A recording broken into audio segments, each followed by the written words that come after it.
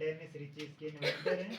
Use करा जाता है ऑपरेटिंग सिस्टम क्रिएट करने के लिए और कंपाइलर डिज़ाइनिंग के लिए, और इंट्रोड्यूस करा गया है 80s and 90s bells laboratories में। और जैसे विंडोज़ ऑपरेटिंग सिस्टम है वैसे एक यूनिक्स ऑपरेटिंग सिस्टम है जो कि डिज़ाइन करा गया है with the help of C program. Then start करेंगे इसके बेसिक स्ट्रक्चर से। और बेसिक स्ट्रक्चर में फर्स्ट आ जाती हैं हेडर फाइल्स, जिसमें कि hash include stdio.h first header file ये है, and then next is hash include conio.h। अब इसमें हैश को बोलते हैं प्री प्रोसेसर डायरेक्टिव, ठीक है। Hash means pre processor directive, जिसके थ्रू आप इंक्लूड करवा रहे हो फर्स्ट जो हेडर फाइल है दैट इज stdio.h, ठीक है। हैश का मतलब है प्री प्रोसेसर डायरेक्टिव और stdio का मतलब है स्टैंडर्ड इनपुट आउटपुट।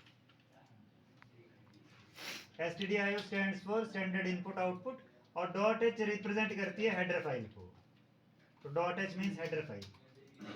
वैसे ही सेकंड वाली हेडर फाइल है हैश का मतलब सेम है प्री प्रोसेसर डायरेक्टिव, जिसके थ्रू आप इंक्लूड करवा रहे हो सेकंड जो हेडर फाइल है conio.h, और conio का मतलब है कंसोल इनपुट आउटपुट।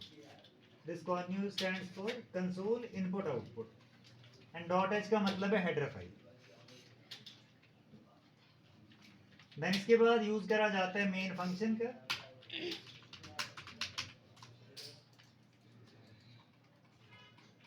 जिसका रिटर्न टाइप हमने यूज करा है void, और void का मतलब होता है नल यानी कि जीरो, जो कि रिटर्न करके आपको कोई भी वैल्यू प्रोवाइड नहीं करेगा एज ए रिजल्ट। देन इसके बाद में जो भी डेटा आपने प्रिंट करवाना है, स्टेटमेंट आपको प्रिंट करवानी है, तो ब्रैकेट में printf फंक्शन का यूज करा जाता है। और printf जो है वो एक आउटपुट फंक्शन है जो कि बिलोंग करता है stdio.h वाली हेडर फाइल की लाइब्रेरी से, ठीक है। printf फंक्शन stdio.h वाली जो हेडर फाइल है इसकी लाइब्रेरी का एक फंक्शन है, जिसमें कि जो भी डेटा आपको प्रिंट करवाना है पहले printf आप करोगे, देन पैरेंथेसिस स्टार्ट। अब जो ब्रैकेट्स भी है ना, जैसे इस तरह के नॉर्मल ब्रैकेट्स होते हैं उनको बोलते हैं पैरेंथेसिस, जो मेन के आगे हमने यूज करे या फिर printf के साथ में यूज करे हुए।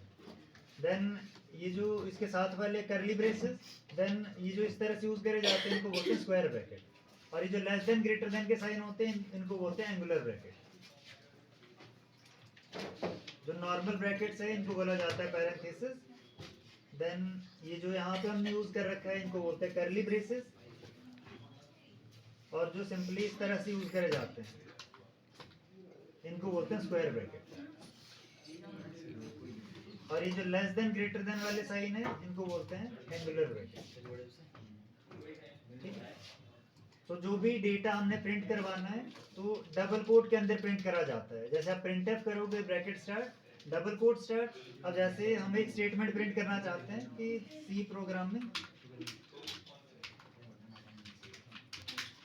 is used to create operating system,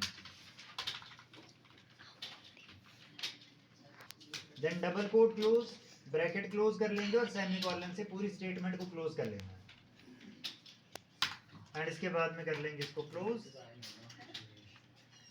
और ये हमारा एक बेसिक स्ट्रक्चर बेसिक प्रोग्राम बनके रेडी हो चुका है, जिसको आपने फिर करना है compile with the help of alt plus F9। और ऑल्ट F9 से कंपाइल इसलिए करा जाता है ताकि हम ये चेक कर सके कि हमारे प्रोग्राम में कोई एरर है या फिर नहीं है। अगर एरर होगा तो यहाँ पे शो हो जाता है, इनकेस अगर नहीं है तो इस तरह से आपको ऑप्शन शो होगा कि जो आपका प्रोग्राम है वो विदाउट एनी एरर है। फिर उसके बाद में रन करना है, और रन की शॉर्टकट की है control plus F9, control plus F9 run. अभी जैसे हम कंट्रोल F9 यहाँ पे कर रहे हैं तो स्क्रीन ब्लिंक कर रही है और वापस हम इनपुट स्क्रीन में आ जा रहे हैं। जो आउटपुट है प्रोग्राम की वो होल्ड नहीं कर पा रही है, तो उसके लिए फंक्शन यूज करा जाता है getch। तो जैसे हमने printf का यूज करा था, printf बिलोंग करता था stdio.h वाली हेडर फाइल की लाइब्रेरी से, वैसे getch ये conio.h वाली हेडर फाइल की लाइब्रेरी से बिलोंग करता है। फिर उसका एक फंक्शन है जो कि यूज करा जाता है आउटपुट स्क्रीन को होल्ड करने के लिए। तो जैसे ही आप कंट्रोल F9 का यूज करोगे इसके बाद, तो आउटपुट स्क्रीन आपकी होल्ड करेगी, और जितनी बार आपने इससे पहले इसको रन करा होगा तो उतनी बार आपका जो रिजल्ट है वो रिपीट होके आ रहा है यहाँ पे। अब आप चाहते हो हर बार में आपको अपडेट करा हुआ रिफ्रेश करा हुआ रिजल्ट मिले, तो उसके लिए क्लियर स्क्रीन फंक्शन यूज करा जाता है, CLR, ठीक है। ये है क्लियर स्क्रीन फंक्शन का सिंटेक्स, और सिंटेक्स का मतलब है जो फंक्शन को लिखने का तरीका है। और यहाँ पे जैसे स्टेटमेंट में हम कुछ चेंजेस करते हैं, use to create operating system की जगह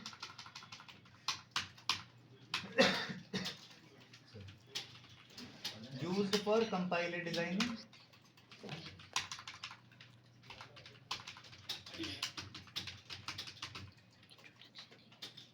then compile alt plus F9, देन उसके बाद में रन।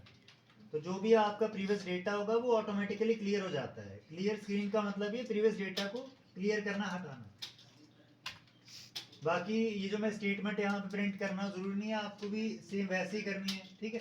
अब आप चाहो तो कोई भी और स्टेटमेंट लेके चल सकते हो, पैराग्राफ में से कुछ डेटा पिक कर लिया, ठीक है, जो कि आपको या फिर आप एज अ रिजल्ट उसको शो करना चाहते हो। प्रोग्राम क्रिएट करने के बाद में जो फर्स्ट रूल होता है कि कंपाइल करा जाता है ऑल्ट F9 से एरर चेक करने के लिए, एंड देन कंट्रोल F9 से रन करते हैं उसको। फिर इसके बाद जैसे आपने कोई प्रोग्राम तैयार करा है, उसको आप सेव करना चाहते हो, तो उसके लिए यूज करा जाता है F2 का,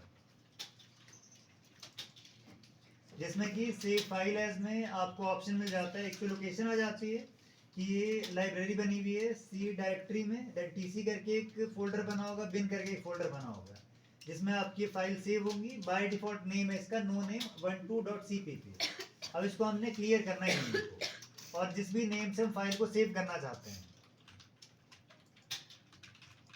अब जैसे मैंने प्रोग्रामिंग नेम दे दिया इसको, और साथ में एक्सटेंशन लगा देंगे, जैसे वर्ड, एक्सेल, पावर पॉइंट में भी आप लोग ने करा है, तो उनकी एक्सटेंशन होती है .docx, .xlsx, .pptx। वैसे यहाँ पे एक्सटेंशन आपको अप्लाई करनी होती है साथ ही में, ठीक है, बाय डिफॉल्ट नहीं यूज होगी वो।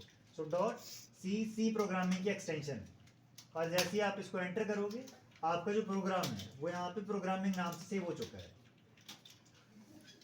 और जैसे हम इसको क्लोज भी करते हैं ऑल्ट F3 से, जैसे हमने जितनी भी ओपन फाइल्स हैं उन सभी को क्लोज कर लिया है, और सेम प्रोग्राम हमने दोबारा से ओपन करना है। सो फाइल एंड देन ओपन, और ओपन की जो शॉर्टकट की है वो है F3। और यहाँ पे आपको काफ़ी सारे प्रोग्राम मिल जाएंगे जो इस डायरेक्टरी में सेव्ड है। तो उसमें प्रोग्रामिंग .c वाला हमारा वो फंक्शन है जो हमने बना के रखा था, और इसको एंटर करके ओपन कर लेंगे, सेम प्रोग्राम आपके पास में ओपन हो जाता है। फिर इसके बाद जैसे आपने इसमें से कुछ रिमूव कर रहे हैं और उसको वापस लाना चाहते हो, जैसे मैंने एक हेडर फाइल हटा दी यहाँ से, ठीक है, और अब इसको कंपाइल करता हूँ और रन करा, तो रिजल्ट तो वैसे ही आ जा रहे हैं, पर इसमें जैसे वापस से मैंने वो हेडर फाइल यहाँ पे ऐड करनी है, तो उसके लिए अनडू रीडू ऑप्शन जो आपको बता रखे हैं वैसे यहाँ पे भी यूज करे जाते हैं, पर उनकी जो शॉर्टकट कीज है वो टोटली डिफरेंट है। तो अनडू के लिए कंट्रोल Z की जगह ऑल्ट प्लस बैक स्पेस आप यूज करोगे, ऑल्ट प्लस बैक स्पेस। तो इस तरह से रिमूव करेंगे डेटा को वापस ऐड करा जा सकता है प्रोग्राम में। अब जैसे हमने हेडर फाइल को रिमूव करा था, तो वो काफ़ी ज़्यादा चांसेस होंगे कि आपको एरर शो करे, जैसे कि अभी यहाँ पे एरर कोई भी शो नहीं कर रहा है। अब क्या क्या एरर हो सकते हैं कि जो क्लियर स्क्रीन फंक्शन है और गेट ch फंक्शन है, जैसे कि मैंने आपको इनको यूज़ करते टाइम पे बताया था कि conio.h वाली हेडर फाइल की लाइब्रेरी के फंक्शंस हैं क्लियर स्क्रीन और गेट ch। ये तभी रन करते हैं इनकेस अगर आपने वो हेडर फाइल यूज़ करी होगी, पर यहाँ पे एज अ रिजल्ट आपको फिर भी कोई एरर नहीं शो कर रहा है, पर एरर देने का रीज़न वो हो सकता है इनकेस अगर आपने वो हेडर फाइल नहीं यूज़ करी होगी।